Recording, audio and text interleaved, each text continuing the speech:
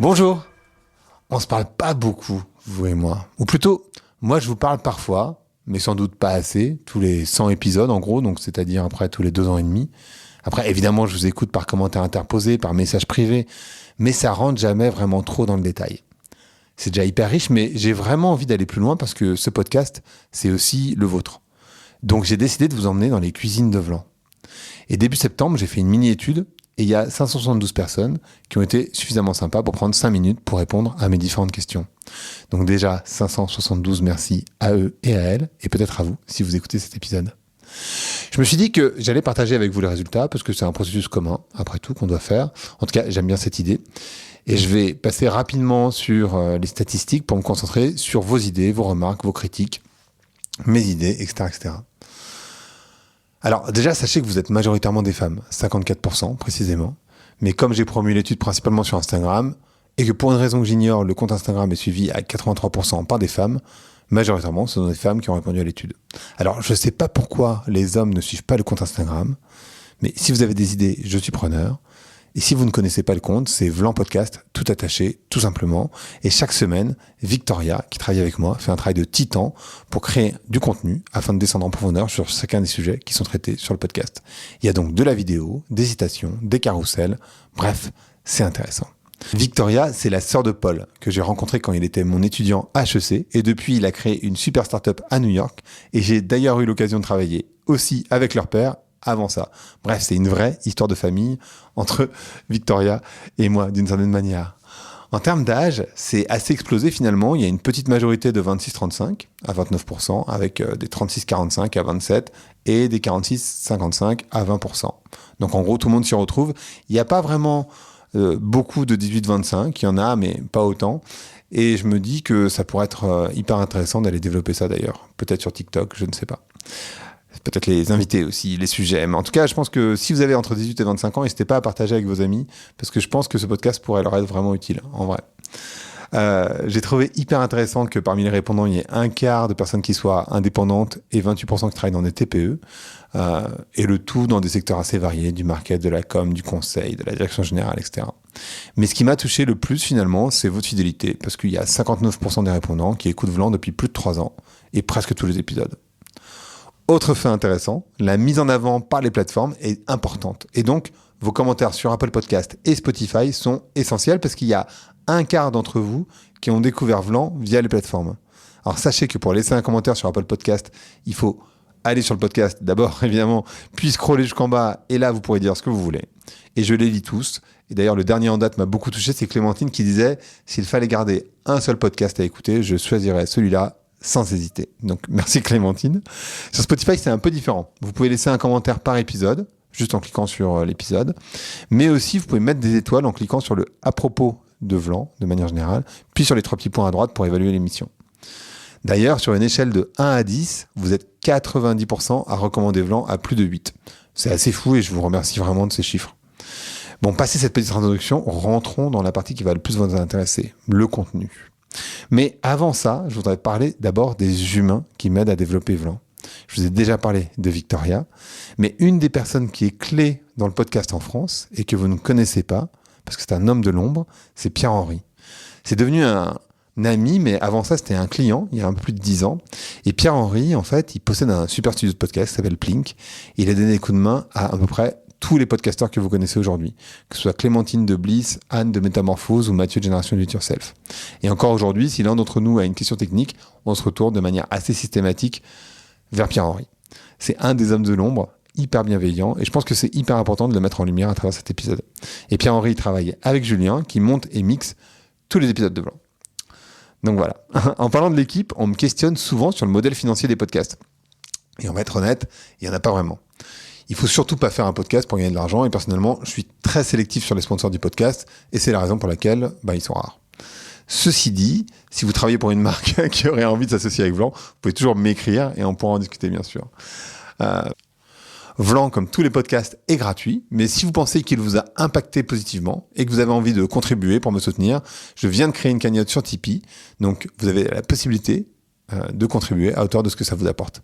Vous pouvez la retrouver depuis le site vlanpodcast.fr, puis appuyez sur soutenir ou directement sur tipeee.com/Vlan. Je pense qu'à l'heure où de plus en plus de chaînes d'infos en continu nous abrutissent en mettant toute l'information au même niveau, c'est encore plus essentiel d'avoir de l'information de qualité, bien sélectionnée, qui soit créée de manière indépendante. Et plus ça va dans ce sens, plus j'ai envie d'aller plus loin, de développer de nouveaux formats, d'avoir des invités toujours plus prestigieux. Et pour ça, j'ai besoin de votre aide. Donc rendez-vous sur Tipeee et n'hésitez pas si vous le pouvez. Maintenant, je vais vous raconter la partie contenu. Je vais vous partager mes idées, mes projets, mes doutes, mes questionnements et vos critiques, bien sûr. Alors d'abord, parmi les répondants, il y a 3 sujets qui sont vraiment revenus de manière très forte. D'abord, la psychologie à 73%, la philosophie à 68% et l'écologie. Puis après, dans l'ordre, viennent la géopolitique, le développement personnel et la sexualité. Donc on va parler de tout ça dans cet épisode. Alors évidemment, l'étude a été réalisée avant l'épisode sur le conflit israélo-palestinien, pour lequel j'ai reçu tellement de retours hyper touchants d'un côté comme de l'autre de l'échiquier. J'ai même une amie qui m'a dit que ça avait permis de réconcilier son couple, parce qu'en fait, ils n'étaient pas d'accord l'un et l'autre sur le sujet. Et je suis hyper heureux d'avoir réussi à traiter ce sujet qui est tellement complexe et sans doute le plus binarisant du moment, de manière factuelle et plus ou moins neutre. Plusieurs remarques. Le fait que la psychologie arrive en premier me fait hyper plaisir parce que c'est un sujet auquel je suis très sensible. Néanmoins, je pense que c'est également une des conséquences de la culture néolibérale qui s'est particulièrement développée dans les années 80 avec Thatcher et Reagan. Et on a tout concentré sur les individus. Et donc, on a développé aussi une culture qui est hyper autocentrée.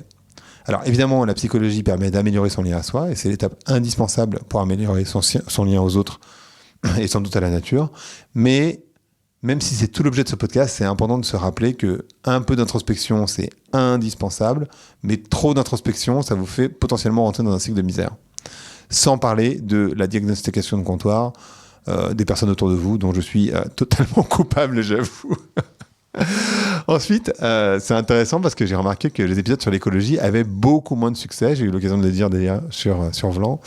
Ça fait après un an et demi que les gens n'écoutent plus en fait les épisodes sur l'écologie. Je pense que c'est pour ça que j'ai réduit la cadence tout simplement, même si le sujet me plaît beaucoup.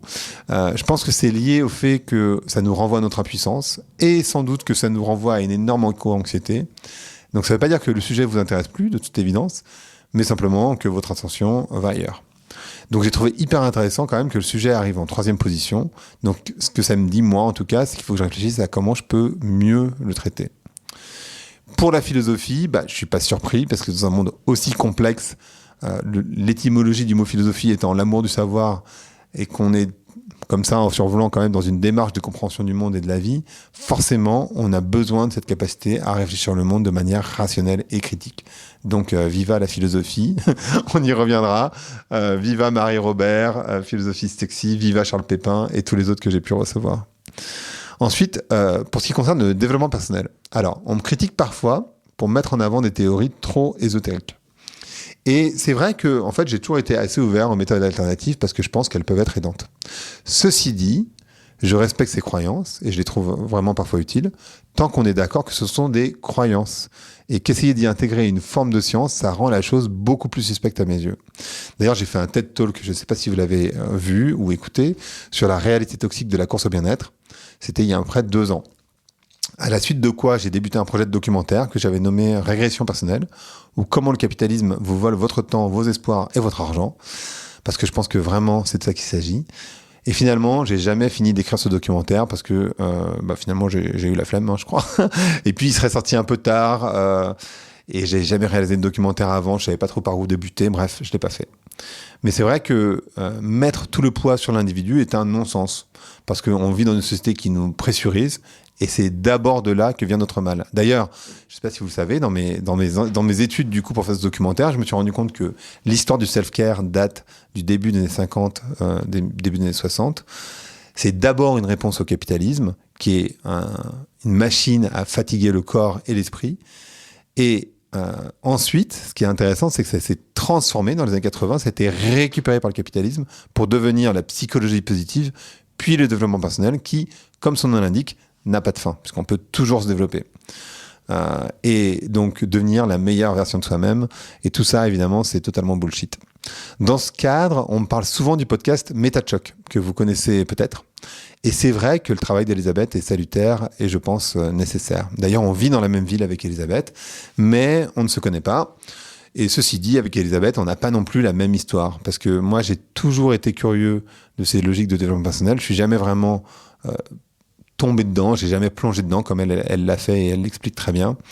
Donc, j'ai toujours gardé une forme de distance. Et c'est pour ça que j'ai jamais ressenti le besoin, en tout cas, d'attaquer de manière très forte toute cette dimension, même si dans mon idée de documentaire, l'idée c'était pas tant d'attaquer le développement personnel, c'était plus de dire attention, c'est un business à plusieurs milliards, il y a un tiers des bouquins en librairie qui sont vendus, qui sont des bouquins de développement personnel. Peut-être que là, on va beaucoup, beaucoup trop loin. Alors, on m'a aussi beaucoup parlé des célébrités. Et en fait, ça fait un petit moment que je me questionne parce que j'observe les autres podcasts en France, à l'étranger, et je ne peux que constater que les épisodes qui fonctionnent le mieux et tout simplement les podcasts qui fonctionnent le mieux sont ceux avec des personnalités, des célébrités, des influenceurs. Et ça va vous paraître peut-être idiot, mais moi, en tant que créateur de contenu, je suis obligé de prendre en considération cette information. Alors, quand j'ai demandé sur le questionnaire, il y a seulement un tiers des personnes qui me disent que c'est un sujet qu'ils aimeraient voir traité sur blanc. Ça arrive assez bas dans la liste. Et pourtant, force est de constater que en déclaratif, tout le monde préfère Arte, mais enfin, les chiffres montrent bien quand même que les Français préfèrent TF1, même si je pense qu'il y a plus grand monde qui regarde la télé. Et puis c'est mécanique, en fait, les personnalités vont parler de l'épisode à leurs followers, qui sont en général plus nombreux que les followers des chercheurs. Donc bref, la réalité est que l'audience, ça reste un élément qui est important. Alors, c'est pas pour ça que je vais demain recevoir des tonnes de célébrités et que je vais devenir un podcast un peu comme tous les autres. Parce que en réalité, le truc, c'est que je comprends que les histoires de vie intéressent, mais moi, j'ai l'impression que tout le monde le fait déjà un petit peu. Donc, je vois pas en quoi ça pourrait me différencier. Peut-être dans le ton, dans l'écoute, je sais pas. J'entends aussi, néanmoins, que les épisodes parfois sont trop riches. En tout cas, c'est ce que certains d'entre vous m'ont répondu. Mais en même temps, j'ai du mal à envisager de faire des podcasts qui soient moins riches. Et c'est vrai que Vlan, c'est intense, mais j'ai la faiblesse de penser qu'on peut écouter en marchant, en écoutant juste comme ça, ou alors en prenant des notes si on veut approfondir. Un point qui me semble essentiel aussi dans cette période d'infobésité dont j'ai parlé tout à l'heure, c'est que l'accès à l'information n'a plus vraiment de valeur aujourd'hui. Ce qui en a, c'est la curation, c'est-à-dire la sélection de l'information qui soit pertinente. Et c'est vraiment ce que j'essaye de faire avec Vlan. Mais il y a aussi la capacité à synthétiser et à lier les sujets entre eux. Et avec Vlan, ces liens, ils sont hyper clairs dans ma tête, mais c'est vrai que je fais pas le travail pour vous. Je vous laisse créer du lien entre les sujets au fur et à mesure des écoutes. Et c'est vrai qu'on pourrait se dire comment le mec passe de la sexualité à la géopolitique, en passant par la philosophie et la psychologie ou la biologie. Mais pour moi, tout ça, ça fait beaucoup de sens. Et peut-être que je devrais vous aider à faire les liens d'ailleurs. Dit autrement, et comme l'explique Edgar Morin dans sa théorie sur la complexité, dans un monde qui est complexe, ce qui compte, c'est pas de devenir l'expert de chacun des sujets, parce que c'est complètement impossible. C'est de comprendre les liens entre eux. Donc en fait, je me demande dans quelle mesure je devrais vous faire des épisodes régulièrement, où moi-même, je vous fais les liens, en fait. Je vous crée les liens entre les épisodes, peut-être tous les trimestres. En tout cas, c'est une idée comme ça. Je suis assez curieux d'avoir vos retours, donc n'hésitez pas à m'envoyer des messages. Instagram, LinkedIn, mail, comme vous voulez. Je suis hyper open. Alors, une autre méthode pour développer l'audience, si vous vous posez des questions, donc les célébrités, c'en est une. L'autre méthode, c'est évidemment d'être hyper réactionnaire et de bousculer les invités, de défendre des idées radicales. Mais alors, pour le coup, c'est pas du tout ma démarche et c'est pas du tout mon caractère. Donc, il n'y a aucune chance que je le fasse. Donc, moi, je me questionne sur les formats et je me questionne en particulier sur un format qui pourrait intégrer des personnalités mais qui resterait intéressant. Et je pense vraiment avoir trouvé une manière de le faire. Donc, vous verrez ça arriver bientôt sur les plateformes. Et j'espère que vous me direz ce que vous en pensez si un de ces jours ça sort, parce que pour l'instant, je n'ai enregistré aucun, pour être sincère. On arrive à vos remarques. Et alors, la très grande majorité d'entre vous m'ont fait des retours hyper sympas, donc je pourrais en rester là. Mais évidemment, je me suis intéressé à toutes les critiques et à vos pistes d'amélioration, de transformation. Alors, d'abord, il y a un commentaire sur la durée des épisodes. On m'a fait des remarques pour me dire que c'est trop court, mais aussi que c'est trop long.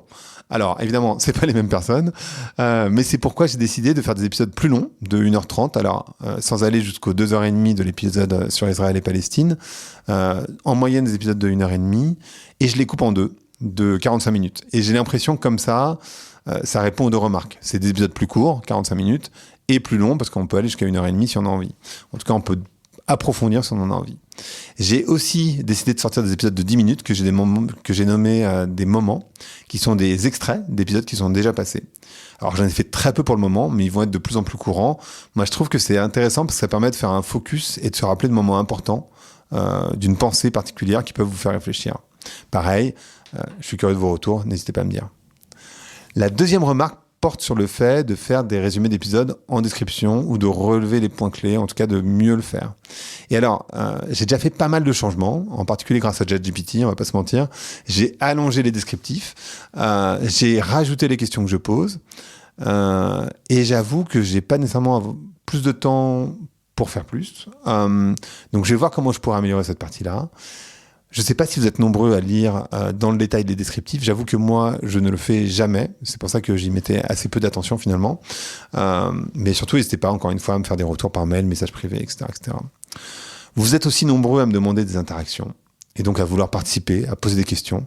Et alors là, il y a plusieurs points qui se posent pour moi. D'abord, il faudrait suivre Vlan sur Instagram parce que ça reste le meilleur endroit pour me dire et me poser des questions ou me donner votre email et pourquoi pas on pourrait créer une communauté dédiée. Si ça vous intéresse, pareil, n'hésitez pas. On peut commencer un WhatsApp ou je sais pas, une page Facebook. Non, j'exagère.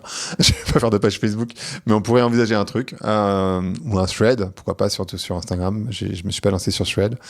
Après, il faut aussi savoir que les enregistrements de Vlan se font parfois 4 mois avant la sortie des épisodes.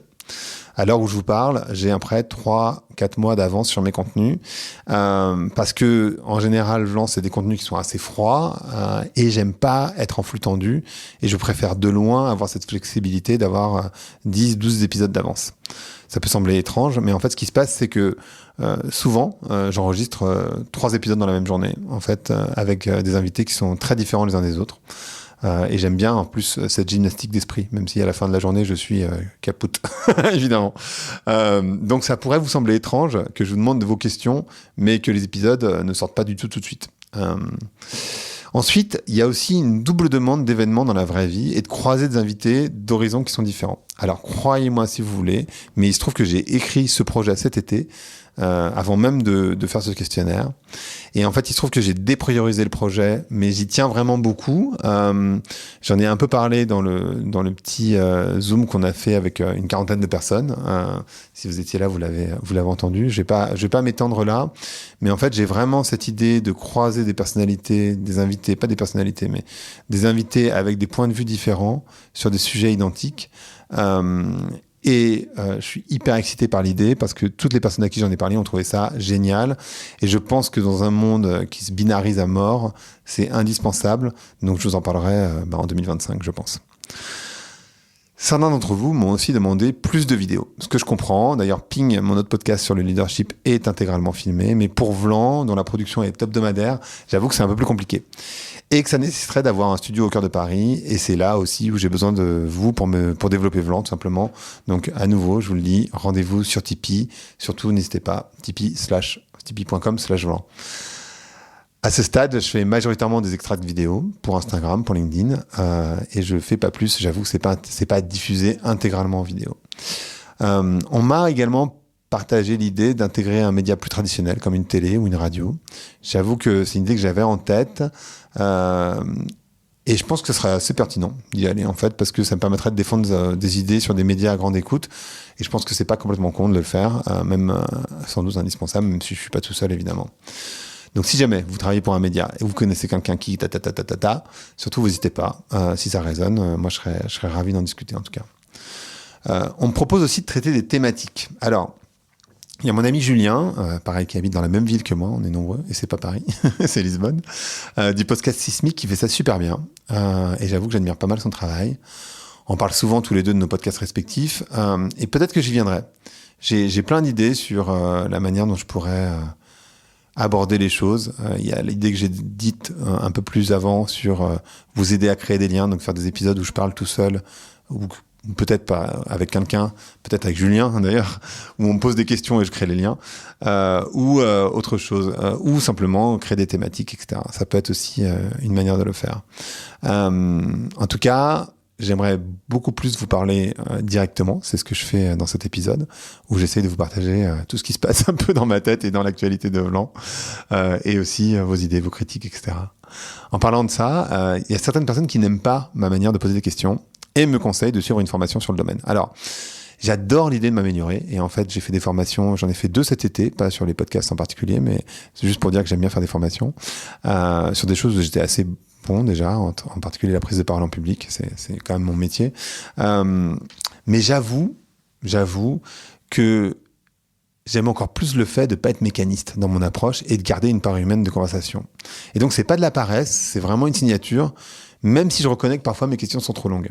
Donc cette remarque-là, je vais pas la garder. Je vous le dis, je sais pas qui l'a faite. Il y a quelques personnes, pas très nombreuses, mais c'est pas quelque chose que j'ai envie de développer pour le coup. Parmi les invités que vous aimeriez entendre sur Vlan, j'ai trouvé ça drôle parce que il y a un certain nombre de personnes qui sont déjà venues sur Vlan.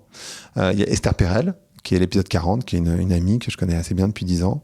Il y a Aurélie Jean, dont vous m'avez parlé, qui est une très bonne copine, il se trouve. Donc, on a fait l'épisode 4 ensemble, on a fait 3 épisodes, elle va revenir de toute façon.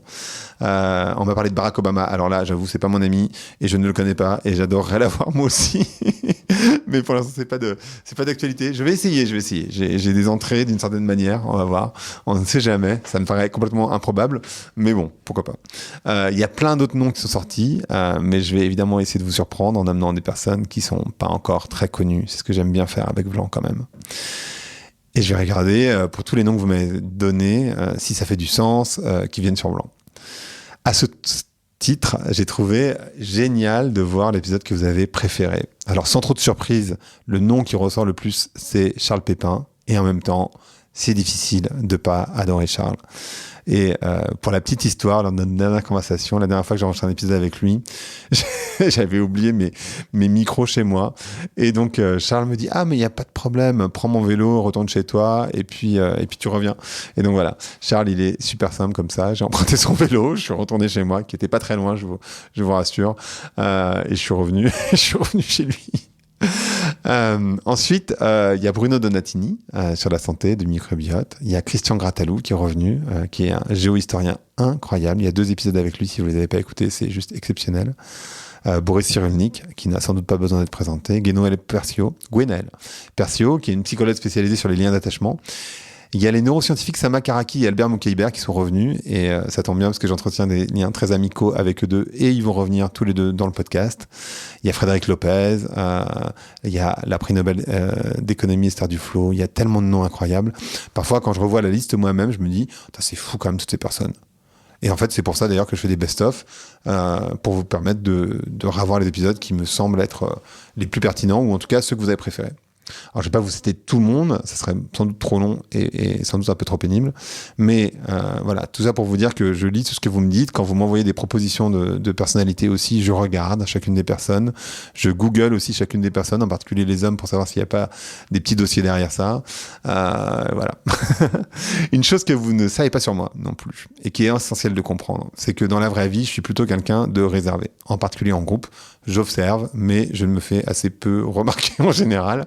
Et de ce fait, en fait, la réalité, c'est que j'aime pas trop déranger quoi que ce soit, qui que ce soit. Et j'ai toujours un peu cette sensation. C'est pour ça que j'ai mis 6 ans avant de créer ma newsletter Hop. J'avais la sensation que ça vous aurait dérangé de recevoir un email comme ça.